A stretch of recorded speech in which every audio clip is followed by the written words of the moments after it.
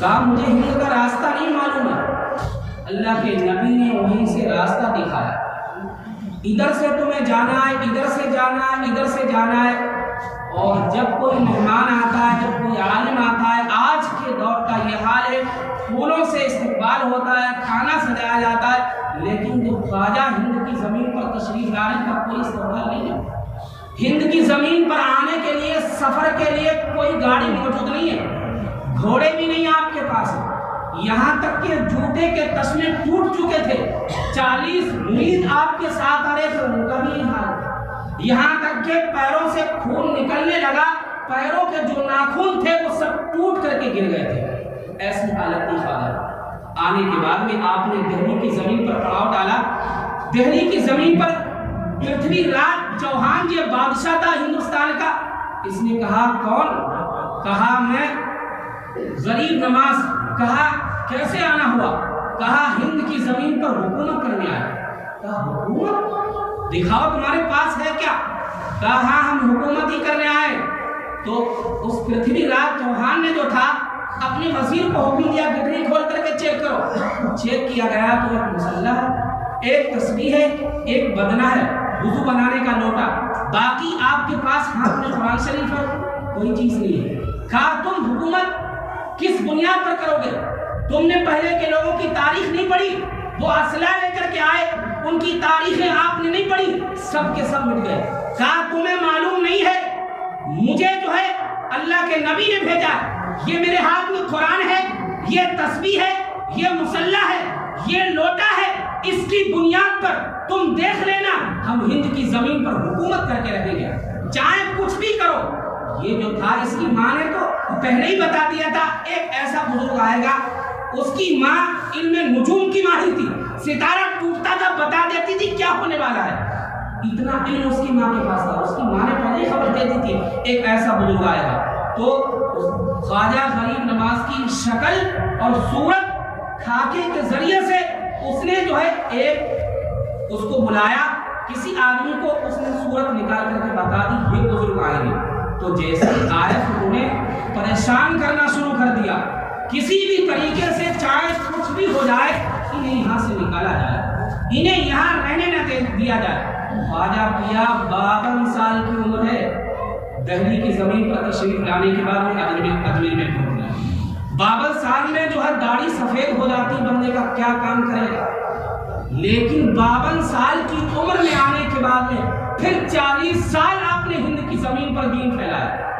92 سال کی عمر میں آپ دنیا سے تشریف لے جا رہے ہیں۔ 40 سال جب ہند کی زمین پر تشریف لائے تو 40 سال میں ایک لمحہ بھی آپ نے چین سے نہیں بیٹھا۔ 40 سال میں ہند کی زمین پر آپ نے بستر کو پیٹھ نہیں لگائی۔ اجمیر کی زمین پر پہنچے، ایک سایہ دار درخت تھا، اسی درخت کے کنارے آپ نے اپنا پڑاؤ ڈال لیا۔ پڑاؤ ڈالنے کے بعد میں وہیں آپ تشریف فرما ہو جاتے ہیں، آپ جو ہے قرآن کی تلاوت کرنے لگتے ہیں، آپ کے تمام مرید سننے لگتے ہیں۔ پھر اس کو پتہ چلتا ہے پرتھوی راج کو، وہ پرتھوی راج کہتا ہے انہیں کسی بھی طریقے سے اس درخت سے ہٹایا جائے، اس سایہ دار درخت کے قریب میں جو ہے ہمارے اونٹ بنیں گے، انہیں یہاں سے بالکل بھگا دیا جائے، انہیں یہاں نہ رہنے دیا جائے۔ خواجہ پیا نے کہا تمہارے اونٹ دوسرے درخت کے نیچے نہیں بیٹھ سکتے، اسی درخت کے نیچے بیٹھیں گے، تو ایسا ہے آپ اپنے اونٹ یہاں بٹھائیے، میں اٹھ کر کے چلا جاتا ہوں۔ آپ نے اپنا پڑاؤ اس درخت کے نیچے سے اٹھایا، آپ نے انا ساگر کے کنارے اپنا پڑاؤ ڈال دیا۔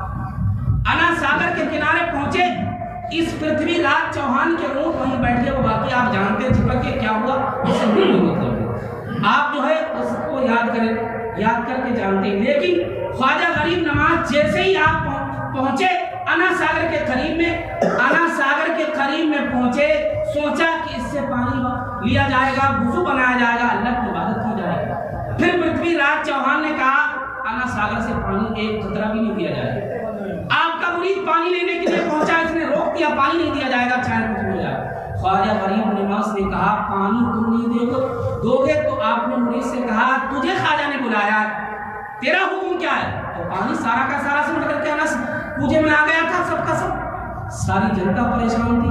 اجمیر کی زمین کا یہ حال تھا، اللہ کا نام لینے والوں کو یہ پانی کا ایک قطرہ نہیں دے. اور پرتھوی راج چوہان کے اتنے مندر اجمیر کی زمین پر بنے ہوئے تھے, کئی کنٹل تیل روزانہ ان چراغوں میں جلا کرتا تھا. لیکن یہ اتنا ظالم اور جابر تھا, اس نے جو ہے ایک منٹ بھی آپ کو سکون نہیں دیا. لیکن خواجہ پیا نے کہا چاہیں تم کچھ بھی کرو, ہم اسلام پھیلا کر کے رہیں گے اور ہم کسی معاملے میں تم سے سمجھوتا نہیں کریں گے. اللہ والوں نے تاریخ اٹھا کر کے دیکھے, شریعت کے معاملے میں کسی سے چاہے اپنے وقت کا حاکم ہو, اپنے وقت کا حاکم ہونے کے بعد میں بھی شریعت کے معاملے میں سمجھوتا نہیں کیا. تمہیں ماننا ہے تو مانو, نہیں ماننا ہے تو ہم جو کر رہے ہیں وہ کر کے کہتے ہیں, چاہے تم کچھ بھی کرو. تو پرتھوی راج چوہان جو تھا پریشان ہونے لگا, آخرکار اب کیا کریں گے. یکے بعد دیگر لوگ جو ہے خواجہ پیا کی کرامتیں دیکھ کر کے اسلام میں داخل ہوئے. یوں ہی انا ساگر کا سارا پانی کوزے میں سمٹ گیا. لاکھوں لوگوں نے یہ کرامت دیکھی, آپ کے ہاتھ پر ہاتھ دے کر کے اسلام ختم کر لیا. تمام کے تمام لوگ اجمیر کی سرزمین پر موجود تھے, سب کے سب یکے بعد دیگر اسلام میں داخل ہوئے. اب یہ بہت زیادہ پریشان ہونے لگا, اب کیا کرا جائے, اب تو ہمارا سکہ جو چل رہا تھا وہ تو بند کر دیا جائے. اسے یہ معلوم ہونا چاہیے, تیری والدہ نے پہلے ہی بتا دیا تھا ایک ایسا اللہ والا آئے گا سکہ اسی کا چلے گا.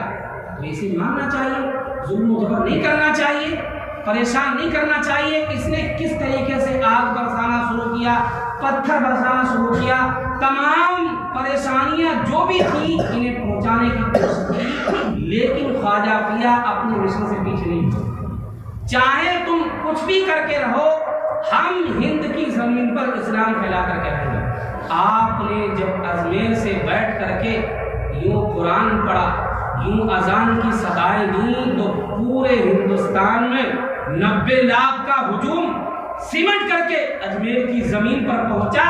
سب کے سب آپ کے ہاتھ پر ہاتھ دے کر کے کلمہ پڑھتے, اسلام میں داخل ہوتے, آپ سب کو جنت میں لے جاتے. یہ خواجہ کا عمل تھا. دنیا میں رہے تو آپ نے سوکھی روٹی کھائی, یہاں تک کہ اپنا گھر, اپنا باغ, اپنی پنچکی سب کچھ بیچ دیا. آج دیکھیں نام کس کا ہوتا ہے, ہم سب کچھ بچاتے ہیں پھر بھی مٹ جاتے ہیں, سب کچھ جوڑتے ہیں اکٹھا کرتے ہیں پھر بھی ہمارا نام لینے والا کوئی نہیں ہے. اور جس نے سب کچھ بیچ دیا, آج یہی غیر مسلم انہی کی اولادیں, انہی کی اولادیں. ہم نے ابھی پہلے ہی بتایا, آپ سے زیادہ ان کی چادریں قیمتی خواجہ پیا کے آستانے پر چڑھ رہی ہیں, آپ سے زیادہ ان کے پھول خواجہ پیا کے آستانے پر چڑھ رہے ہیں. چادر چڑھانے سے, فاتحہ دلانے سے, پھول ڈالنے سے ایمان ثابت نہیں ہوتا. یہ بات یاد رکھیں. عقیدت تو ثابت ہوتی ہے, لیکن ایمان کن چیزوں سے بچتا ہے وہ آپ تاریخ میں پڑھیں گے. تب تمہیں اس وقت یہ بات یاد نہیں رہتی ایمان کس سے بچے گا. ارے وہ تو مولانا ایسے ہی کہتے رہتے, کہنے دو انہیں, ہمیں جو کرنا ہم تو وہی کرنا. یہ حاجی شریف زندانی رحمۃ اللہ علیہ, جو دادا پیر ہے زندانی, کسے کہا جاتا ہے؟ اسے کہا جاتا ہے جو قید میں ہو جاتا ہے, جس سے ہتھکڑی پڑ جاتی ہے. کیا مطلب تھا؟ جب یہ اللہ والے ہوئے, یہ اللہ جب کرنے لگے تو انہوں نے دنیا سے بالکل الگ تلگ ہو گئے. ایک گوشے میں بیٹھ کر کے اللہ کی بات, دنیا سے جتنا بندہ الگ ہوتا جائے گا اتنا اللہ کے قریب ہوتا چلا جائے گا. دنیا سے اتنا مطلب رکھے جتنی بس ضرورت ہے. آپ ضرورت سے زیادہ مطلب رکھیں گے پھر اسی میں غلط ہو جائے گا. دنیا جو ہے استعمال کرنے کی, ایک بندے کو دنیا میں ایسے رہنا چاہیے جیسے مسافر سفر کرتا. کتنا سامان اس کے پاس موجود ہوگا, اسی طریقے سے بندے کو رہنا چاہیے. اب جب زیادہ سامان ہوگا پھر کہاں مرنے کی ہمیں فکر ہوگی, کب ہم موت کو یاد کریں گے, کب ہم مرنا چاہیں گے. ارے یہ مال ہے, یہ زمین ہے, یہ سب کچھ ہے, نہیں, بلکہ اتنا سفر کا سامان جتنا بندے کے پاس ہوگا اتنا ہی رکھے. بس آپ رات و دن اللہ اللہ کرتے ہیں, آپ کی زبان سے ہر وقت اللہ کے کلمات جاری ہوتے ہیں، تب جا کر کے کہیں آپ کا ایمان سلامت رہے گا، تب جا کر کے خود کو بچا پائیں گے، دوسروں کو نہیں بچا پائیں گے۔ دوسروں کو بچانے کے لیے بہت زیادہ علم ہونا چاہیے، دوسروں کو بچانے کے لیے بندے کے پاس اتنا علم ہوگا، خود کو بھی بچائے گا، اپنے علم کے ذریعے سے دوسرے کا پاس بھی روشنی ہو جائے گا۔ لیکن کم سے کم ہم دوسروں کو نہیں بچا سکتے، اپنے آپ کو تو بچا کے رکھیں، اپنا تو ایمان کم سے کم بچا کے رکھیں کہ ہمارا تو ایمان بچا رہے، ہمارا تو ایمان نہ خراب ہو، ہم شریعت کی حد کو پامال کریں۔ اگرچہ ہم چادر نہ چلا پائیں الگ بات ہے، فاتحہ نہ ہو، چالیسواں نہ ہو، الگ بات ہے، لیکن شریعت کی حد کو اگر ہم نے توڑا پھر یاد رکھیں، پھر چھوٹ نہیں، پھر کسی قیمت پر چھوٹ نہیں۔ شریعت ہے، شریعت کے ایک ایک لمحے کی ہمیں حفاظت کرنا ہے۔ ہماری عزت پر بار کرو کہ سمجھوتا کیا جائے گا، ہماری کھیتی زمین میں آگ لگ جائے گی، سمجھوتا کیا جائے گا، ہر معاملے میں سمجھوتا کر لیں گے، لیکن یاد رکھو شریعت میں ایک لمحے کے لیے بھی آپ سے سمجھوتا نہیں کیا جائے گا۔ شریعت کا جو حکم ہے اسی کو اٹل کیا جائے گا، آپ کی بات ہرگز تسلیم نہیں کی جائے گی، چاہے کچھ بھی ہو جائے، ہماری عزت نیلام ہو، ہمارے جسم میں آگ لگے، ہم اس بات کو بھی برداشت کریں گے، لیکن شریعت کی حد کو کوئی توڑے اس بات کو ہرگز ہم برداشت نہیں کریں گے۔